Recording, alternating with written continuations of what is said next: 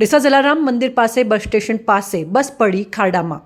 ડીસા નવા બસ સ્ટેન્ડના મુખ્ય પ્રવેશ દ્વાર પર ફરી પડ્યા ભ્રષ્ટાચારના ખાડાઓ।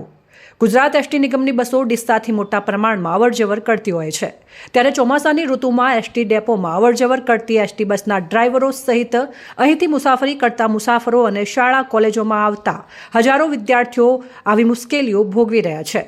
ત્યારે હવે આ પડતી મુશ્કેલીઓ કોણ દૂર કરશે તે એક ચર્ચાનો વિષય બન્યો છે। ડીસા નાયબ કલેક્ટર કચેરીની સામે એસટી ડેપોના મુખ્ય પ્રવેશ દ્વાર પર દર વર્ષે પડી જાય છે ભ્રષ્ટાચારના મોટા ખાડાઓ। ત્યારે જોવાનું રહ્યું કે દર વર્ષે ખાડાઓ પડે એમાં ખાસ રસ કોને।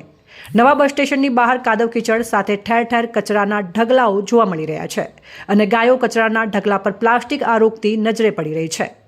ત્યાં બસ સ્ટેન્ડ પાસે આડેધડ વાહનોનું પાર્કિંગ સહિતની સમસ્યાથી શાળા કોલેજના વિદ્યાર્થીઓ સહિત મુસાફરો પણ હેરાન પરેશાન।